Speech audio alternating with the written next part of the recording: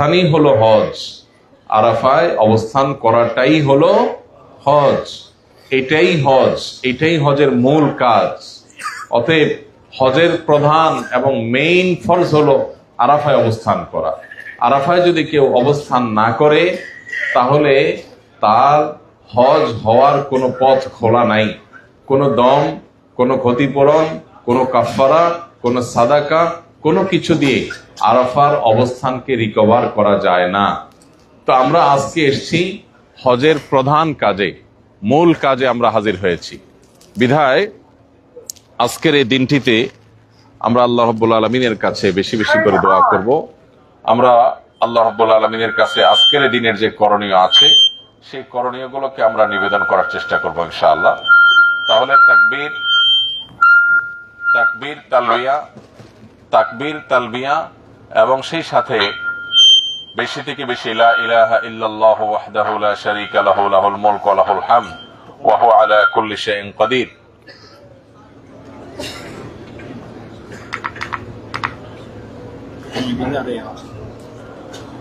লা ইলাহা ইল্লাল্লাহু ওয়াহদাহু লা শারীকা লাহু লাহুল মুলকু ওয়া লাহুল হামদ ওয়া হুয়া আলা কুল্লি শাইইন কাদির। এটা আমরা বেশি থেকে বেশি আজকে পড়ব এবং আল্লাহ তাআলার কাছে নিবেদন করব ইনশাআল্লাহ। আর জোহরের নামাজের পর, জোহর আসরের নামাজের পর ইনশাআল্লাহ সূর্য ডোবা পর্যন্ত আমরা টানা দোয়ার মধ্যে মাশগুল থাকবো ইনশাআল্লাহ। জোহরের নামাজের পর, আসরের নামাজের পর ইনশাআল্লাহ আমরা আল্লাহ যদি তৌফিক দান করে দোয়ার আদব সম্পর্কে কিছু কথা বলেই আমরা দোয়াতে মাশগুল হয়ে যাব। মোহতারাম হাজিরিন, দোয়া কবুলের জন্য উপযোগিতা তৈরি করা দরকার। এই উপযোগিতার মধ্যে অন্যতম উপযোগিতা হলো যে আমরা আল্লাহর কাছে তওবায়ে নাসুহা করা দরকার, খাঁটি অন্তরে তওবা করা দরকার। আমরা আল্লাহ রাব্বুল আলামিনের কাছে নিজেকে নিবেদন করা দরকার যে আল্লাহ, আমি পরিবর্তন হতে এসেছি, আমি চেঞ্জ হতে এসেছি, আমাকে তুমি পরিবর্তন করে দাও, আমাকে তুমি চেঞ্জ করে দাও। তো আমরা আল্লাহ রাব্বুল আলামিনের কাছে সেভাবে নিজেকে নিবেদন করার জন্য মানসিকভাবে প্রস্তুতি নিব। আমরা অসংখ্য অজস্র গুনাহ এবং পাপাচারে কম বেশি জড়িত। আমাদের গুনাহের সমুদ্রে আমরা হাবুডুবু খাচ্ছি। আমাদের সব দিক থেকে আমরা আষ্টে পৃষ্ঠে শয়তান আমাদেরকে বেঁধে ফেলেছে। ইবলিসের শয়তানি এবং আষ্টে পৃষ্ঠে বেঁধে ফেলার কারণে আমরা আল্লাহ রাব্বুল আলামিনের রহমত থেকে বহুগুণ দূরে সরে আছি। আমাদের কাজ হবে আজ নিজের সে সমস্ত বোঝাপড়াগুলো পরিষ্কার করা, আল্লাহ রাব্বুল আলামিনের সাথে আমাদের সম্পর্ককে পুনর্নির্মাণ করার জন্য চেষ্টা করা। আমাদের গায়রুল্লাহ, আল্লাহ ছাড়া আমাদের সম্পদ, আমাদের পদ মর্যাদা, আমাদের নাম যশ খ্যাতি, সামাজিক অবস্থান ইত্যাদি ইত্যাদির মোহ, এগুলো আমাদেরকে আষ্টে পৃষ্ঠে বেঁধে ফেলেছে। এজন্য আমরা বেশি বেশি করে তাকবীর পাঠ করে আল্লাহু আকবার, আল্লাহু আকবার, আল্লাহ সবচেয়ে বড়, আল্লাহ সবচেয়ে মহান, লা ইলাহা ইল্লাল্লাহ, তিনি ছাড়া কোনো উপাস্য নাই, যার জন্য আমি জান ফেদা করব, যার জন্য আমি জীবন উৎসর্গ করব, যার জন্য আমি সব উজাড় করব, যার কথায় আমার জীবনের সবকিছু পরিচালিত হবে, যার জন্য আমার জীবন মরণ সবকিছু নিবেদিত হবে, তিনি আল্লাহ ছাড়া কেউ নয়। তিনি একমাত্র উপাস্য, আর উপাসনা, দাসত্ব, গোলামি, বন্দিগি, ইবাদত অন্য কারোর জন্য নয়। লা ইলাহা ইল্লাল্লাহ, আল্লাহু আকবার, আল্লাহু আকবার, আল্লাহ মহান, আল্লাহ মহান, আল্লাহ সবচেয়ে বড় এবং তিনি ছাড়া কোনো উপাস্য নাই, কোনো মাবুদ নাই, ইবাদতের উপযুক্ত কেউ নাই। ওয়াহদাহু লা শারীকা লাহ, তিনি এক, তার কোনো শরীক নাই, তার কোনো অংশীদার নাই, কোনো পার্টনার নাই। লাহুল মুলক, রাজত্ব তার, ওয়া লাহুল হামদ, প্রশংসা তার, ওয়া হুয়া আলা কুল্লি শাইইন কাদির, আর তিনি সবকিছু করতে সক্ষম। মুহতারাম হাজিরিন, দুনিয়া আমাদেরকে আষ্টে পৃষ্ঠে বেঁধে ফেলে দিয়েছে। নবী করিম সাল্লাল্লাহু আলাইহি সাল্লাম দোয়া করতেন আল্লাহর কাছে, ওয়ালা তাজআলিদ দুনিয়া আকবার হাম্মিনা ওয়ালা মাবলাগা ইলমিনা, আল্লাহ, দুনিয়া যেন আমার সবচেয়ে বড় মাথা ব্যথার, সবচেয়ে বড় পেরেশানির কারণ না হয়, আমার সবচেয়ে বড় টেনশন যেন দুনিয়াকে নিয়ে না হয়, দুনিয়াকে ঘিরে যেন না হয়। আজ আমাদের জীবনটা এমন হয়ে গেছে, আমাদের সমগ্র জীবনটা যেন আমরা দুনিয়ার জন্যই উৎসর্গ করেছি। সকাল থেকে রাত, দিন কিংবা রাত, সারা সপ্তাহ, সারা মাস, সারা বছর আমরা পাগলের মতো ছুটে বেড়াই। আমরা ছোটবেলায় শৈশবে স্কুলে পড়ি ভালো কলেজের জন্য, ভালো কলেজে পড়ি ভালো ইউনিভার্সিটির জন্য, ভালো ইউনিভার্সিটিতে ভর্তি হই আমাদের ভালো জবের জন্য, ভালো জবের জন্য আমরা চেষ্টা করি ভালো লাইফ লিড করার জন্য। কিন্তু এরপরে কি আমরা বলতে পারি না। একটা ভালো লাইফ লিড করলাম, তারপরে কি? আমাকে তো দুনিয়া ছেড়ে চলে যেতে হয়, যেতে হবে, তাহলে তারপরে কি? এর পরের জন্য আর কোনো প্রিপারেশন থাকে না। আমাদের সিকুয়েন্সটা এসে একটা পর্যায়ে এসে থেমে যায়। আমরা সেই শৈশব থেকে শুরু করি আমাদের উপরে ওঠার যাত্রা, কিন্তু সেটা আমাদের কেরিয়ার নামক এক অদৃশ্য ফিতনা, অদৃশ্য এক আপনার বাউন্ডারি, এখানে এসে আমরা থেমে যাই। এরপরে আর শয়তান আমাদেরকে ভাবতে দেয় না। এই জন্যই নবী সাল্লাল্লাহু আলাইহি ওয়াসাল্লাম দোয়া করেছেন, ওয়ালা তাজআলিদ দুনিয়া আকবার হাম্মিনা ওয়ালা মাবলাগা ইলমিনা।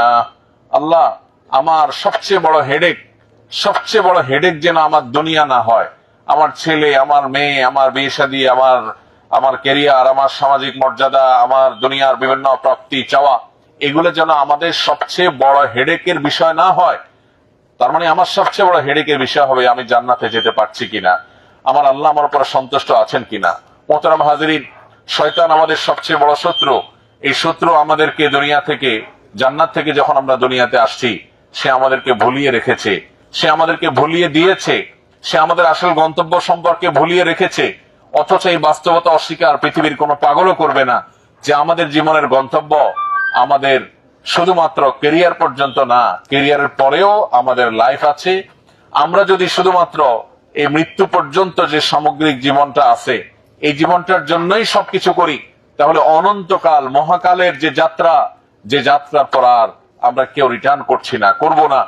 আজ দুনিয়ার সব ধ্বংস হয়ে গেলেও মানুষ ধ্বংসাবশেষ থেকেও তার মূল উদ্ধার করার চেষ্টা করে, উদ্ধার করতে পারে। সেখানে আল্লাহ রাব্বুল আলামিন আমাদেরকে সৃষ্টি করার পর কোরআনের পাতায় পাতায় আল্লাহ বলেছেন যে তোমরা যখন মাটির সাথে মিশে যাবে, তোমরা মরে যখন পচে গলে মাটির সাথে একাকার হয়ে যাবে, তখনও আল্লাহ তাআলা তোমাদেরকে একত্র করতে পারবেন। আজকে আমরা ডিএনএ টেস্টের কথা জানি, আজকে আমরা বৃহৎ বৈজ্ঞানিক গবেষণার কথা জানি যে মানুষ যদি ধ্বংস হয়ে যায়, কোন বিমান যদি একেবারে পুড়ে ছাই হয়ে যায়, ব্ল্যাক বাক্স থেকে তার সব হিস্ট্রি উদ্ধার করা যায়।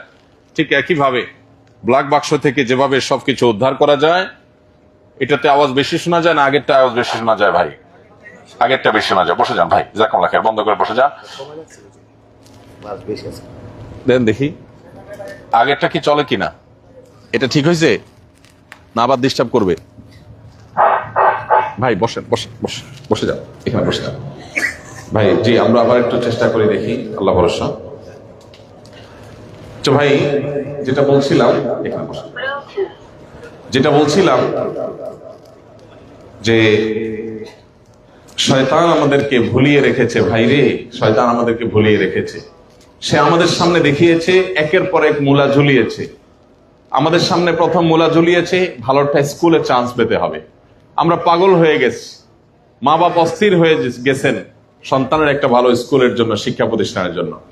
এরপরে সেটা যদি আমরা অ্যাচিভ করতে পারি, তারপরে আরেকটা মূলা ঝুলিয়েছে কলেজের জন্য, ভালো কলেজের চান্সের জন্য, সেটা হলে আরেকটা মূলা। এভাবে করতে করতে আমাদের জীবনকে সে এমন একটা অবস্থায় নিয়ে গেছে যে আমাদের যে অনন্তকালের যাত্রা, আল্লাহ রাব্বুল আলামিনের সামনে উপস্থিত হওয়ার যে একটা বিষয়, সেই জিনিসটাকে সম্পূর্ণরূপে ভুলিয়ে রেখেছে, সম্পূর্ণরূপে ভুলিয়ে রেখেছে। ভলিউমটাকে একটু বাড়ানো যায়? অনেক কম মনে হচ্ছে।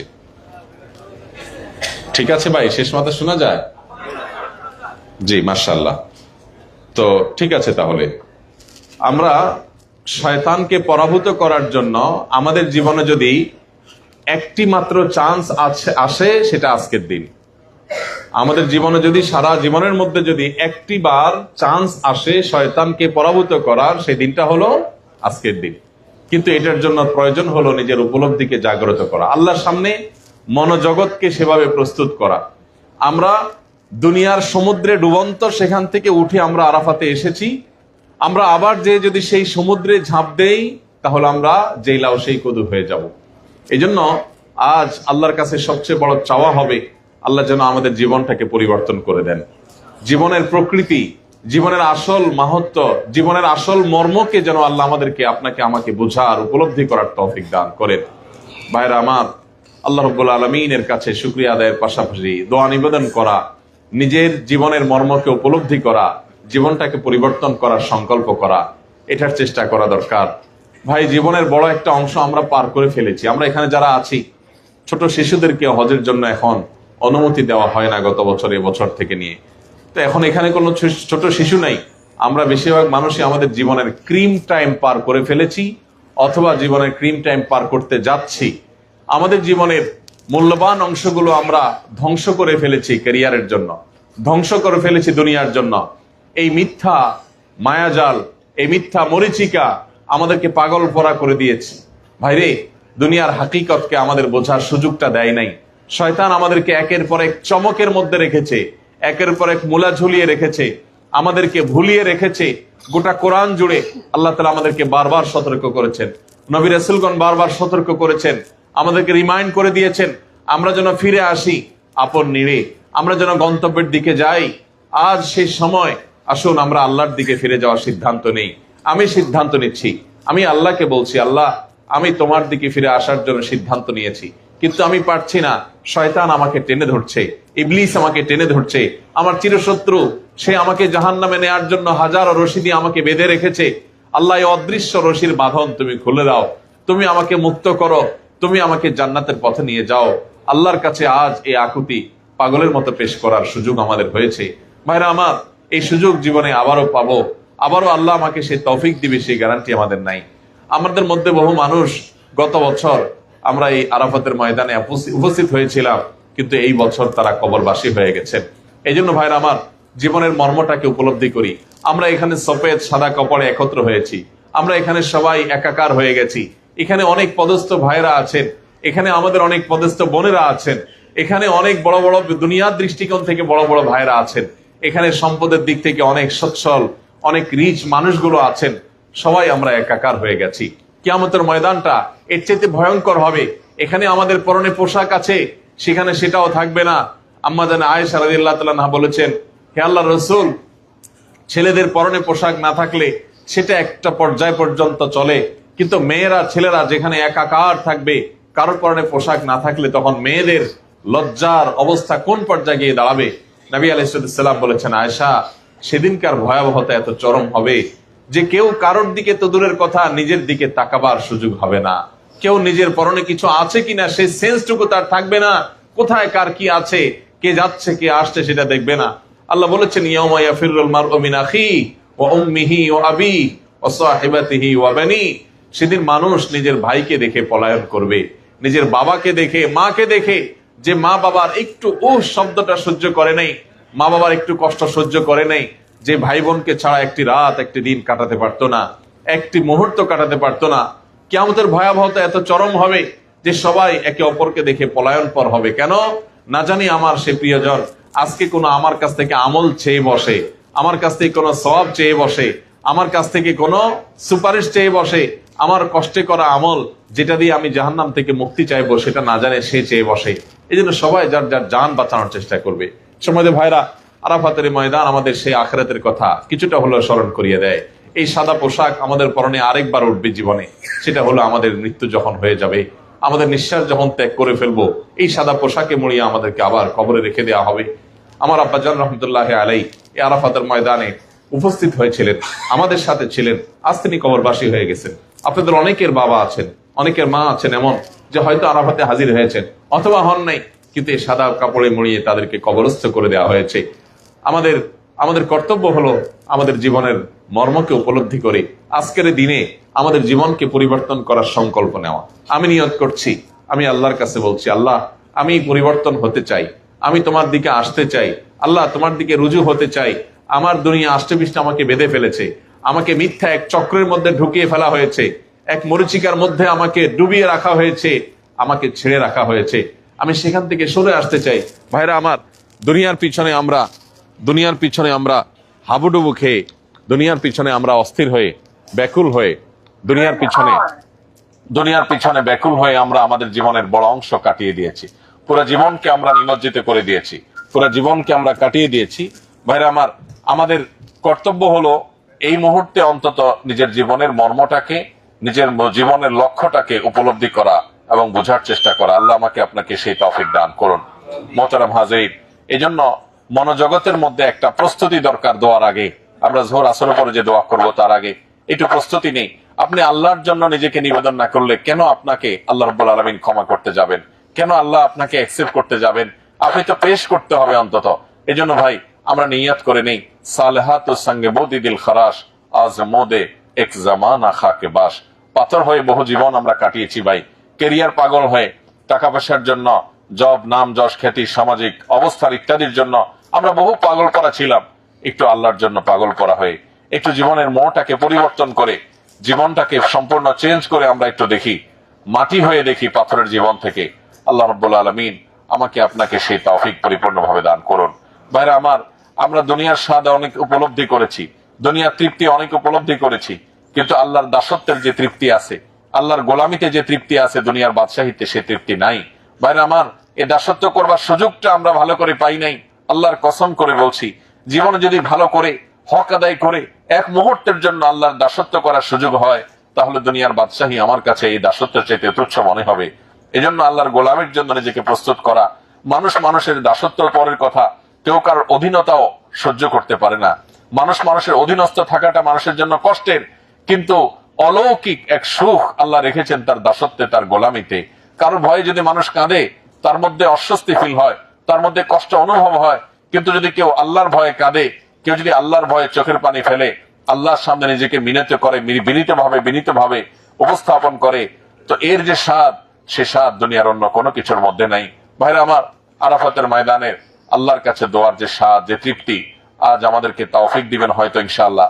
আমরা যদি সেই তৃপ্তি একবার উপলব্ধি করতে পারি, সারা জীবন আপনি ব্যাকুল থাকবেন। এই ব্যাকুলতা আপনি আরাফাত থেকে যাওয়ার পরে অনুভব করবেন। আল্লাহ রাব্বুল আলামিন বেশিরভাগ হাজী সাহেবদেরকে এই তৌফিকটা দিয়ে থাকেন যে তারা আরাফাত থেকে যাওয়ার পর তারা আবারও এখানে ফিরে আসার জন্য আল্লাহর কাছে আকুতি করে। পৃথিবীর বহু দর্শনীয় স্থান আমরা অনেকেই দেখেছি, একবার যাওয়ার পরে দ্বিতীয়বার যাওয়ার আগ্রহ আমাদের থাকে না।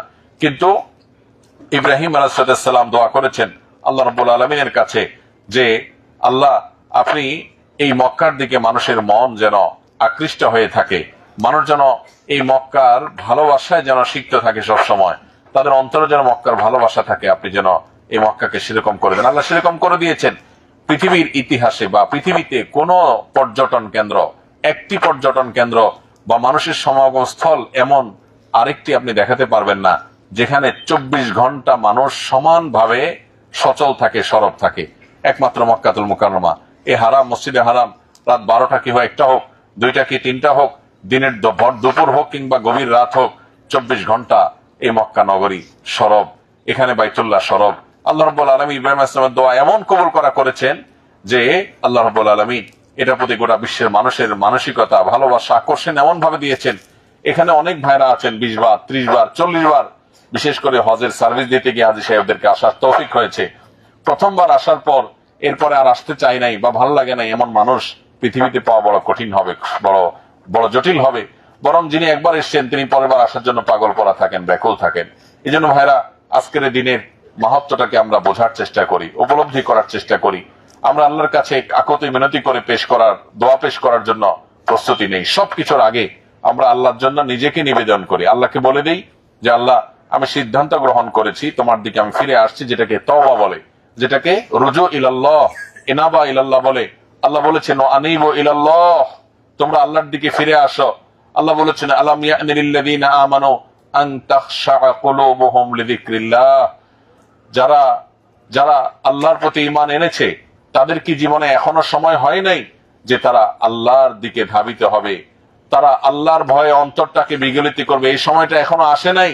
ভাইরা আমার, শয়তান আমাদের জানের শত্রু, আমাদের জীবনের শত্রু। কোরআনের পাতায় পাতায় শয়তানকে আল্লাহর শত্রু হিসেবে চিহ্নিত করেছেন। শয়তান আমাদেরকে নানাভাবে প্ররোচিত করে আজকের দিনটিকে বরবাদ করার জন্য আমাদেরকে মোবাইলে, স্মার্টফোনে, ফেসবুকে, ইউটিউবে, গল্প গুজবে, বিভিন্ন কিছুতে আমাদেরকে সে ব্যস্ত রাখার চেষ্টা করবে। আমরা সংগ্রাম চালাবো, আমরা শয়তানের বিরুদ্ধে সংগ্রাম চালাবো। আল্লাহর কাছে দোয়া করে সামর্থ্য চেয়ে নিব যেন আজকে আমরা আমাদের সেই দোয়াগুলো নিবেদন করতে পারি, যেগুলো আল্লাহ কবুল করবেন ইনশাআল্লাহ। ভাইরা আমার, এই জন্য আমরা নিজেকে জীবনের পরিবর্তন করার, আরাফাতের ময়দান হোক আমাদের জীবনের ফিঙ্গারপ্রিন্ট, এটা হোক আমাদের জীবনের চেঞ্জিং পয়েন্ট, এটা হোক আমাদের জীবনের টার্নিং পয়েন্ট।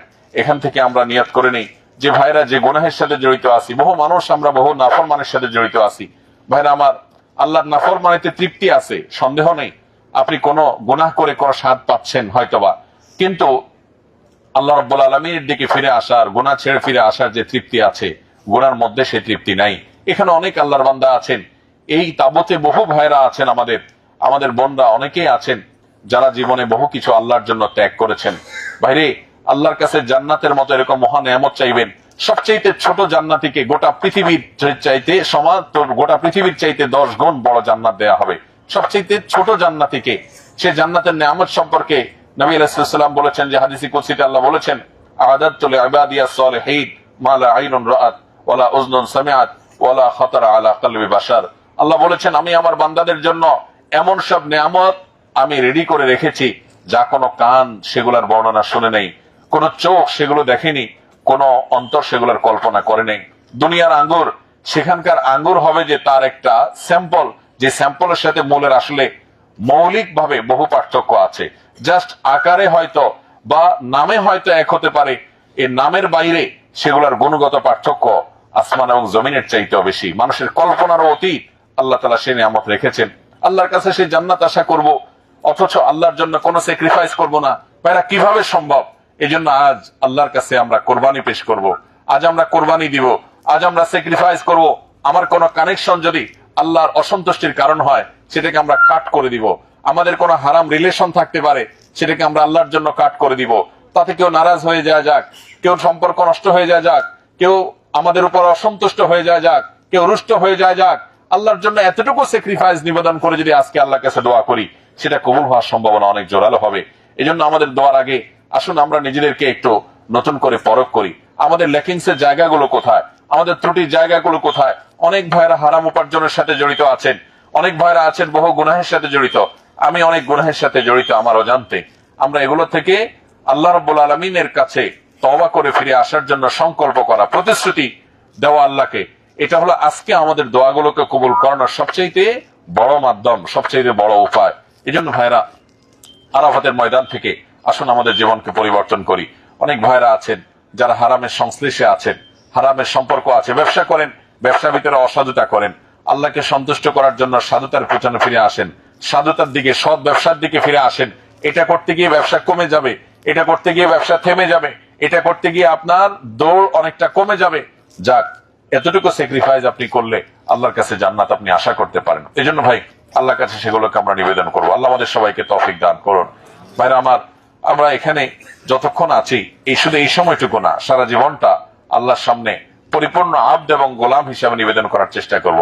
আজকে আমরা যে সাদা মাঠা পোশাকে আসছি, এই সাদা মাঠা পোশাক থেকে আমরা সাদা মাঠা জীবন যাপন, আমরা আল্লাহর বান্দা হয়ে থাকার জন্য সংকল্প করা, নিয়ত করা দরকার।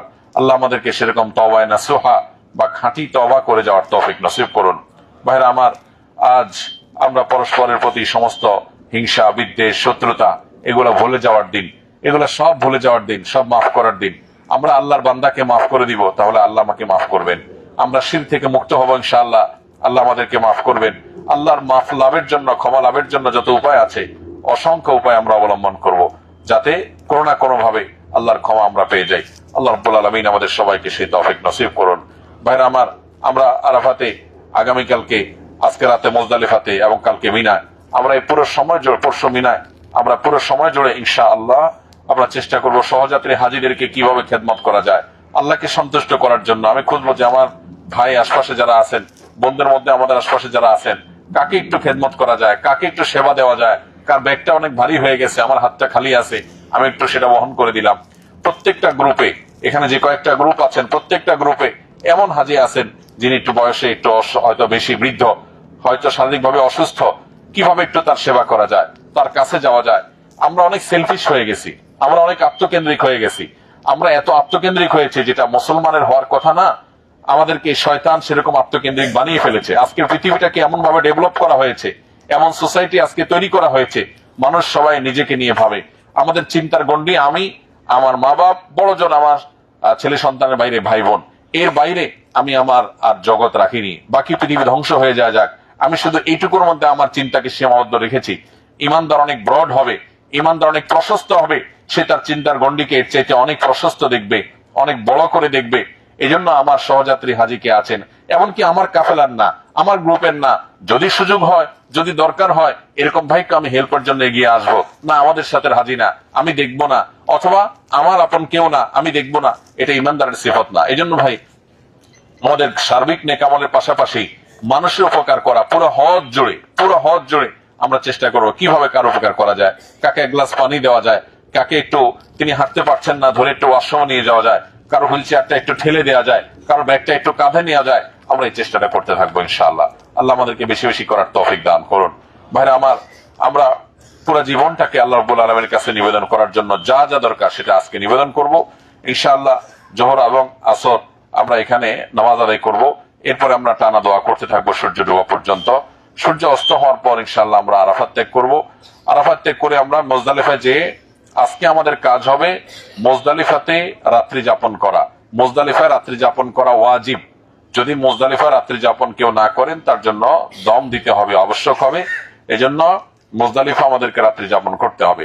রাতের সামান্য অংশ যদি আমরা যাপন করতে পারি, কোনো কারণে এমন হলো আপনি বাসে গেছেন, জ্যামে পড়েছেন, এমনও হয়েছে গত 2 বছর, গত বছরের আগের বছর এমন হয়েছে আমরা রাত 10টার সময় বাসে উঠেছি, রাত 3টার সময় তখনও মুজদালিফার বর্ডারে বাস ঢুকতে পারে নাই। তখন আমরা বাস থেকে নেমে গিয়ে হাঁটা শুরু করেছি এবং ফজরের নামাজের ওয়াক্ত হওয়ার মাত্র 15 মিনিট সম্ভবত আগে আমরা কোন রকম মুজদালিফার বর্ডারে ঢুকে মাগরিব এশা পড়েছি, আর তখন ফজরের আজান হয়ে গেছে। তো এই জন্য সামান্য মুহূর্তেও যদি মুজদালিফাতে অবস্থান করা যায় রাতের, তাতে ইনশাআল্লাহ রাত্রি যাপনের দায়িত্ব আদায় হয়ে যাবে। আমরা মুজদালিফাতে কোনো টাওয়ার সিস্টেম নাই, কোন এরকম আপনার ডিজাইন, এরকম সুন্দর ওয়েল প্ল্যান কোনো কিছু নাই, বরং সেখানে প্রচুর পরিমাণে লাল কার্পেট, মোটা কার্পেট রাখা আছে সরকারিভাবে। এই কার্পেট গুলো যার যার মতো করে নিয়ে সেগুলোতে আমরা অবস্থান করবো ইনশাআল্লাহ। আমাদের বোনরা যারা আছেন, যাদের সাথে ফ্যামিলি আছে, ফ্যামিলিকে সাথে নিয়ে আমরা একটা কার্পেটে অবস্থান নেব ইনশাআল্লাহ। সেখানে সবাই খোলা আকাশের নিচে শুয়ে থাকেন, রাতে গরম থাকে না, ঘুমানোর মতো পরিবেশ থাকে আলহামদুলিল্লাহ।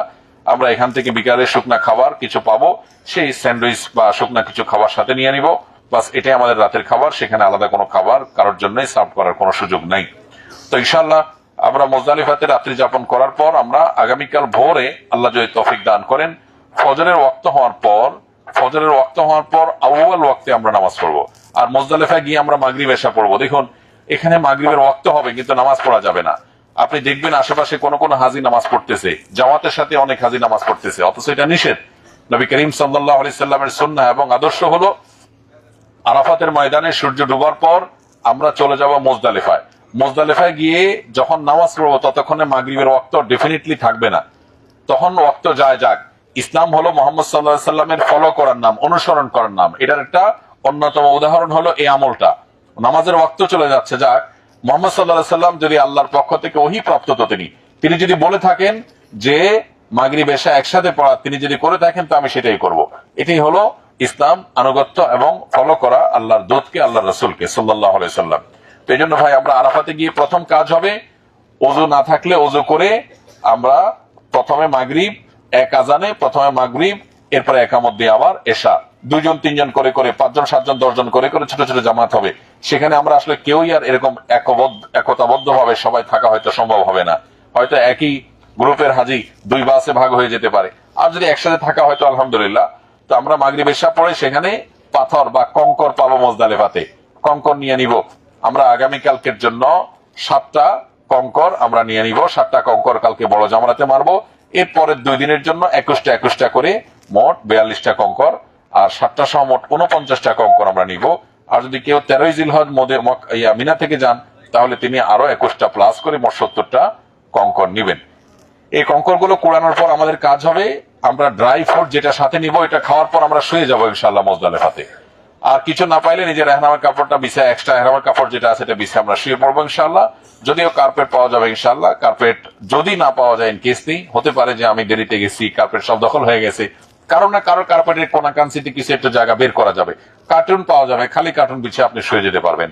আমরা সরলতার সবচেয়ে শ্রেষ্ঠ উদাহরণ মুজদালিফাতে পাবো। আমির, ধনী, গরিব, সবাই একাকার, কারোর জন্য কোনো আলাদা সিস্টেম নাই, সবাইকে এক কাতারে আল্লাহ রাব্বুল আলামিন সেখানে শোয়ার এবং আমাদেরকে অবস্থান নির্দেশ করেছেন। মুজদালিফাতে রাত্রি যাপনের পর যদি কোনো অসুস্থ মানুষ থাকেন, বৃদ্ধ মানুষ থাকেন যিনি ভিড়ের মধ্যে চলতে পারবেন না, মহিলা মানুষ থাকেন অসুস্থ অপারগ ভিড়ের মধ্যে চলতে পারবেন না, তারা চাইলে মধ্যরাতের পর মুজদালিফা থেকে জামারাতে রওনা হতে পারবেন। শুধু তারা, তাদের সাথে যারা সহযোগী হিসেবে আছেন, একজন বৃদ্ধ মানুষের সাথে হুইল চেয়ার ঠেলার জন্য কেউ আছেন, একজন বৃদ্ধ রোগী আছেন, তার সাথে সহযোগী হিসাবে কেউ আছেন, তিনিও সাথে যেতে পারবেন।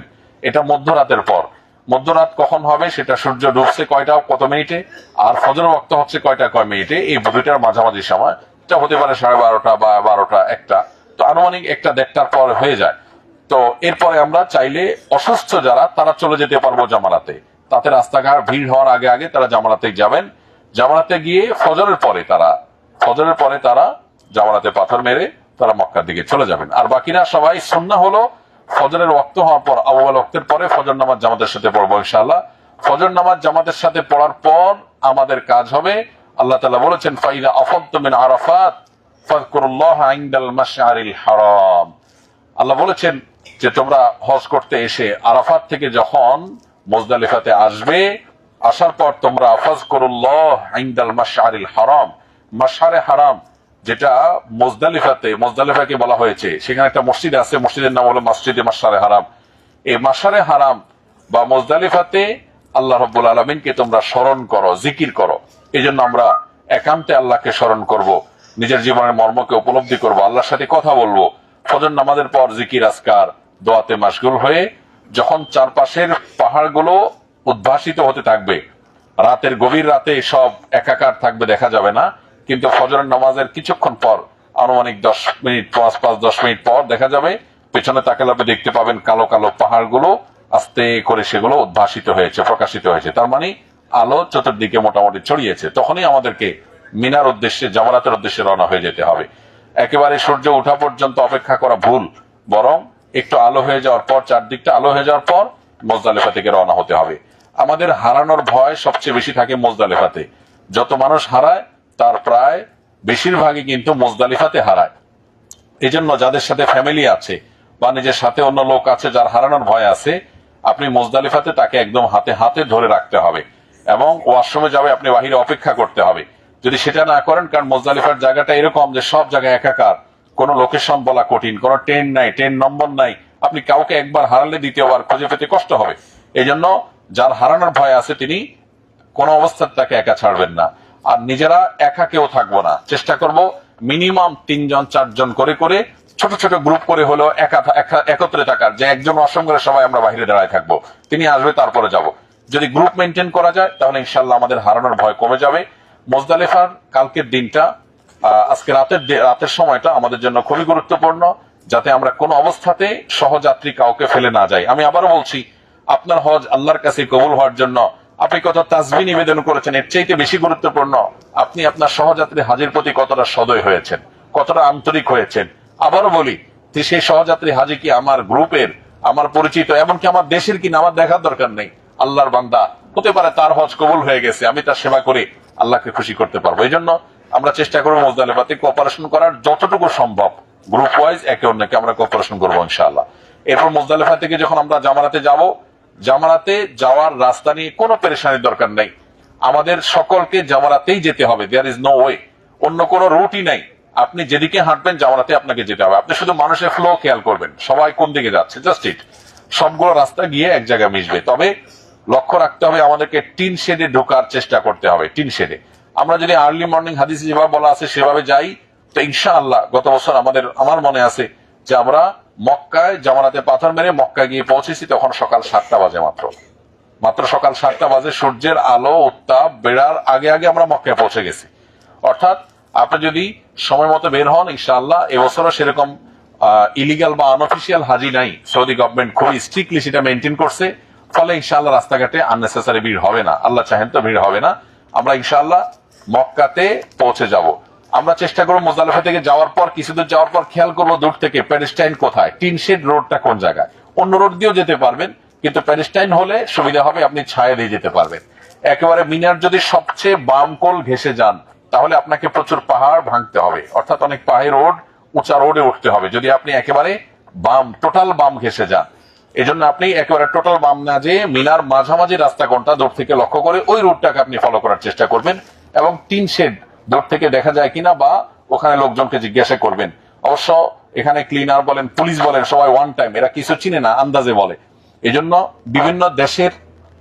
বিভিন্ন দেশের রিপ্রেজেন্টরা, ইন্ডিয়ান, পাকিস্তানি, বাংলাদেশি, তারা বিভিন্ন গাউন বা ওই যে আপনার কি বলে ওটাকে, কোটি পরা থাকে, তাদেরকে দেখলে, তাদেরকে জিজ্ঞেস করলে সবচেয়ে প্রপার ডিরেকশন আপনাকে তারা দিতে পারবে ইনশাআল্লাহ।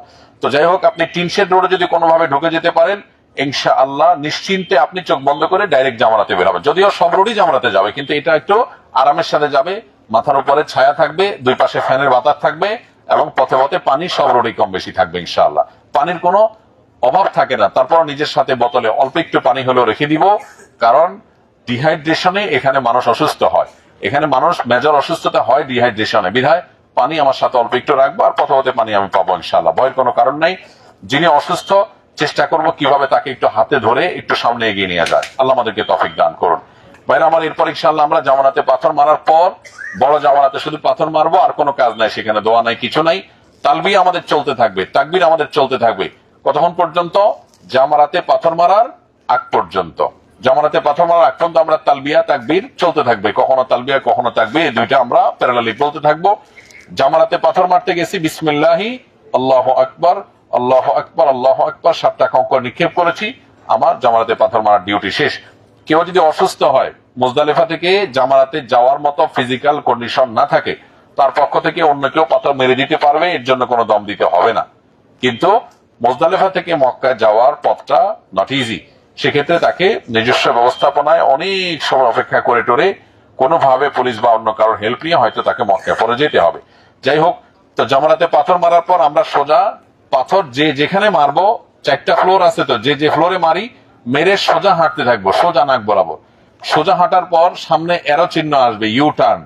আমরা ইউ টার্ন ফলো করবো না, বিকজ আমরা কেউ তাবুতে ব্যাক করবো না। আমরা সবাই মক্কা যাবো, মক্কার দিকে যে ইন্ডিকেটর দেওয়া আছে ইংলিশে আরবিতে লেখা, আমরা সেদিকে, অর্থাৎ সোজা যাব। সোজা গেলে মক্কা। আপনি ইউ টার্ন করার জন্য বামে বা ডানে মোড় নিবেন না, আপনি সোজা যাবেন। যদি উপরে থাকেন, স্কেলটার হয়তো আপনাকে নিচে নামাবে, আর যদি মাঝে বা নিচে থাকেন, তাহলে সোজা আপনাকে নিয়ে যাবে। সোজা যাওয়ার পর আপনি শুধু মক্কার সাইনবোর্ড, একটু পর সাইনবোর্ড আছে, কোনো টেনশন নাই, আপনি শুধু সাইনবোর্ড ফলো করবেন, আপনাকে মক্কার দিক নিয়ে যাবে। আনুমানিক মিনিট 5 থেকে 7-8 মিনিট হাঁটার পর আপনি বামে একটা রোডে প্যাডিস্টাইন বা ওই যে টিনশেড রোডের মাথা দেখতে পাবেন।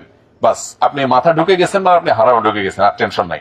এই মাথার এটা দিয়ে ঢুকলে, এটা শেষ মাথা দিয়ে বের হলে আপনি আবু জেহেলের বাড়ি এবং মারওয়া পাহাড় দেখতে পাবেন সোজা নাক বরাবর, কোনো পেরেশানি নাই। আর যদি কারোর ফিজিক্যাল কন্ডিশন এত খারাপ হয় যে হাঁটার অবস্থা নাই, তাহলে জামারাত থেকে নেমে যেই ইয়ের কথা বললাম, পেডিস্টানের কথা বললাম, ঠিক তার আগে বা ওই জায়গাতে গিয়ে হাতের বামে তাকালেই আজিজিয়া বিন দাউদ সুপার মার্কেট নাম করা, ওখানে জিজ্ঞাসা করলে যে কেউ দেখা দিবে। সেখান থেকে ট্যাক্সি পাওয়ার সম্ভাবনা আছে, কিন্তু 100 রিয়ালে ভাড়া, 500 রিয়াল হবে, 1000 রিয়াল হবে, হয়তো ফুল ট্যাক্সি 1000 রিয়াল চাইবে, এবং তাও কতদূর যাইবে, কতক্ষণে যাইবে বলা কঠিন, কিন্তু অসুস্থ হলে তাদের জন্য সেটা শেষ অবলম্বন। তো ইনশাআল্লাহ কালকে আমরা এভাবে মুজদালিফার কাজ শেষ করব। মুজদালিফার কাজ শেষ করে মিনার জামারাতের কাজ শেষ করার পরে আমাদের মাথা মুন্ডন করার ব্যাপার, এটা নিয়ে আমরা অনেকে পেরেশান আছি, কারণ এই বছর সবার সবার কোরবানির টাকা যথাযথ নিয়মে সৌদি গভর্নমেন্টের কাছে নিয়ে নেওয়া হয়েছে। তারা তাদের মতো কোরবানি করবে 3 দিন ধরে।